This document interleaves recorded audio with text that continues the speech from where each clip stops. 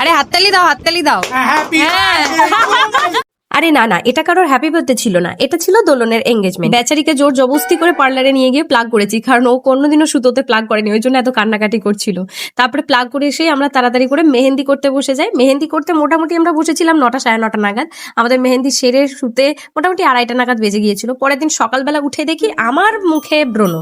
আমি যে কোনো অনুষ্ঠানে যাবো, আমার মুখে ব্রণ হবে না, এটা হতেই পারে না। ও পরিচয়টা তো দিতে ভুলে গেলাম। হাই, আমি পৃথা। আমার ছোট্ট একটা মিনি ব্লগে তোমাদেরকে ওই সকালবেলা উঠেই আগে মাছটাকে নিয়ে এসে ভালো করে সাজিয়ে দিলাম, কারণ মাছটা হচ্ছে আশীর্বাদের মেন। তারপর তত্ত্বগুলো তোমরা তো দেখিয়ে নিলে, এগুলো পুরোপুরি সব দোলন সাজিয়ে কোনো ওকেশনে দেখবেন সব কিছু ঠিক করে রেখেছি আগে থেকে, কিন্তু শেষ মুহূর্তে দেখবেন কিছু না কিছু ভুল বেরিয়ে গেছে। আমিও তাড়াতাড়ি রেডি হয়ে নিচ্ছিলাম। আর এই জামাটার যদি লিংক লাগে আমি কমেন্ট সেকশনে পিন করে দেবো, তোমরা এখান থেকে নিয়ে নেবে। যারা ইনস্টাগ্রাম থেকে দেখছো তারা লিংক বলে কমেন্ট করে দেবে, তোমাদের কাছে চলে যাবে।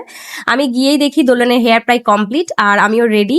তারপরে সবাই তত্ত্ব নিয়ে আস্তে আস্তে করে বেরোচ্ছিলাম, যেহেতু অনেকটাই দেরি হয়ে গিয়েছিল আমাদের। আর এইদিকে এই মেয়ে ছুটে ছুটে আসছিল, কারণ ওকে তো গাড়িতে নেওয়া হবে না, সেই কারণে। এই মেয়ে মনে হয় 100 মিটার দৌড়ে ফার্স্ট হতো ছোটবেলায় স্কুলেতে। দেখুন কেমন দৌড় দিয়ে আমাদের গাড়িতে উঠে। এই যে তোমরা আমার কাছে ফুলের তোড়াটা দেখছো, এটা আমি দোলনকে বলছিলাম যে সৌমিকটাকে দেওয়ার পর আমি এটা নিয়ে নেবো, ঠিক আছে। তারপর আশীর্বাদের সরঞ্জাম আমার কাছে ছিল, আবার কেক নিয়ে নিলাম। নিয়ে আমরা সোজা চলে গেলাম সৌমিকদার বাড়ি।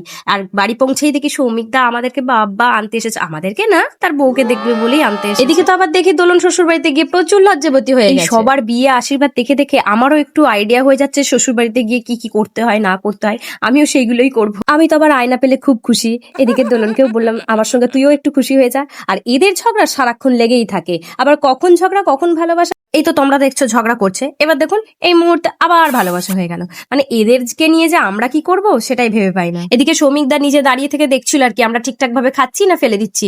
বাপরে বাপ, এইভাবে কি জোর করে কাউকে কিছু করানো যায়? এইভাবে সামনে দাঁড়িয়ে থাকলে কি কেউ খেতে পারে বলুন তো? আমার লজ্জা লাগে না? তারপরে ব্রাহ্মণ মশাই আশীর্বাদের অনুষ্ঠান শুরু করে দিল। প্রথমেই কাকু করছিল আশীর্বাদ, মানে কাকু মানে দোলনের বাবা আশীর্বাদ করলো, তারপরে দোলনের মা আশীর্বাদ করলো। আশীর্বাদ শেষ করে কেক টেক কাটিং করেছিল। ওই যে প্রথমে যে ভিডিওটা ছিল ওইটাই বেশি দিয়ে দিলে অনেকটা বড় হয়ে যেত, তো তারপরে আমরা খেতে বসে গিয়েছিলাম। আমারও তো আবার খাওয়া দাওয়ার সময় ভ্লগ করতে ভালো লাগে না, খাওয়া দাওয়াটা তো মেন নাকি।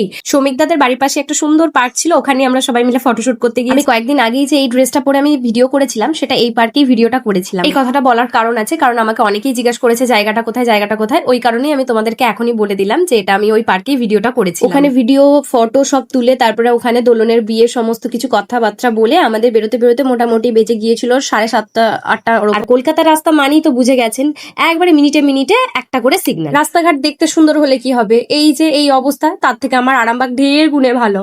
সে যাই হোক, আজকের ভিডিওটা এতটাই। তোমাদের কিরকম লাগলো ভিডিওটা আমাকে জানাবে। আজকের মতন টাটা।